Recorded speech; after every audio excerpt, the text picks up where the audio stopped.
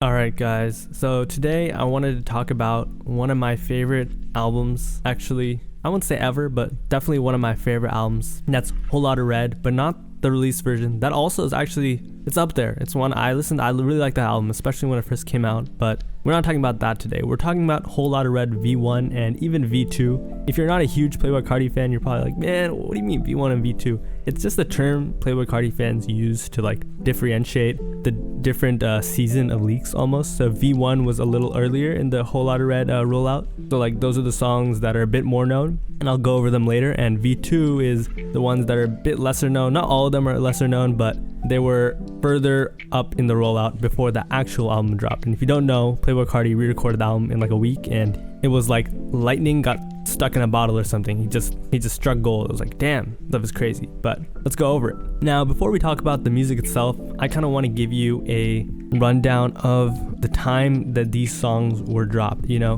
the V1 leaks happened right after Playboi Carti's second album, Die Lit. Die Lit released on May 11th, 2018. Okay, so a lot of these leaks released like 2019, 2020. For example, some of the most popular ones like Molly were recorded in 2018, and New Neon, which did actually make the album, was also recorded in the end of 2018, and they leaked in 2019. And you know, like these were huge leaks. You know, when people think of Playboi Carti leaks, they think of songs like Neon, they think of songs like Kid Cudi. That was like probably one of the most popular leaks ever, and that's not really considered to be on Whole Lotta Red V1, or people thought at some point it was going to be on there, but it never made it. And I'm gonna name some more leaks, and let me know if you know these songs. You may not know them, but if you do, you can like hear them in your head almost. It's crazy. So here are some of the most popular Whole Lotta Red V1 leaks. Some of the songs are Butterfly Doors, Pop Bottles, No Lie, Did It Again, Skeleton, that has a Lil Uzi Vert on it,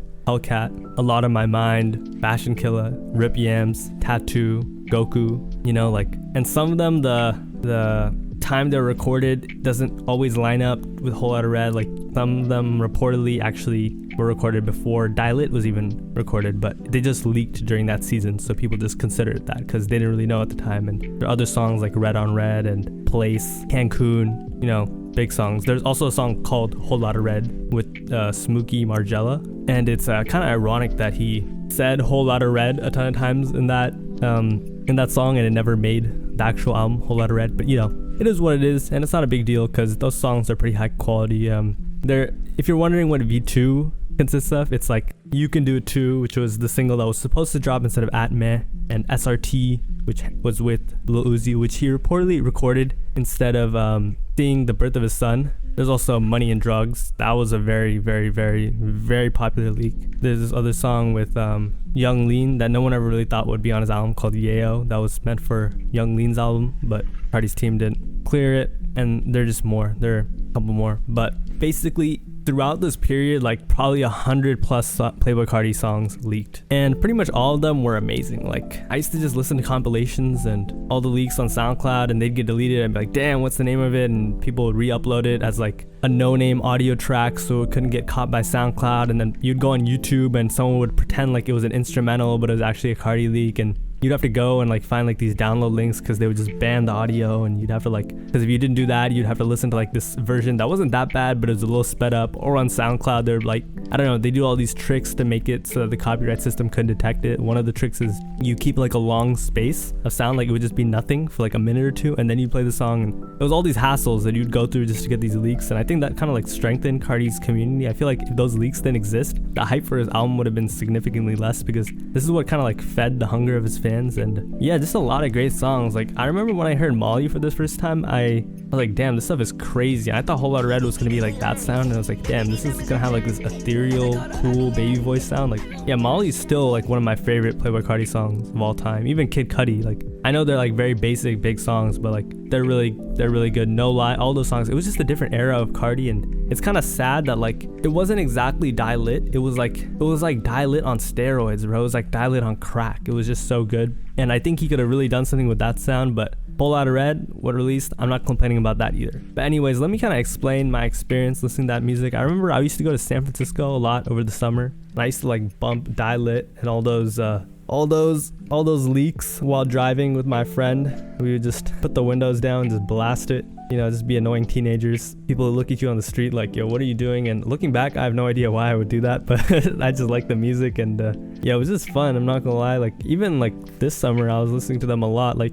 you can just go on YouTube and you can just look up Playboi Carti leaks or Whole Lotta Red V1, and every fan will have their own compilation that won't be the same, and those songs are just like a vibe. And the thing about those songs is like the beats were all so different. Like, there were these ones on like very ethereal beats, there were these ones on even like guitar beats, and there were these ones on like trap beats, and there were these ones on like other types of beats. And the baby voice, somehow he was able to make it work with all of them, and the ad-libs are so crazy. And it was like, damn, you know, like he could really rap. He had like his own really cool sound back then. It was like, damn. Now he has the whole deep voice thing, which is cool too, but it's like that era was just fire to me. It's one of my favorite eras from an artist for sure. Another thing about that whole like leak season is it strengthened his community a lot, because now people were like, oh, we're looking for leaks. And now, you know, every time a new leak drops, it's like, damn, oh my god, we finally got it. For example, there's this one song called 24 Songs, which was supposed to be a part of Kanye's album Donda, with another artist named Vori leaked. Everyone was like, oh my god, we finally got it.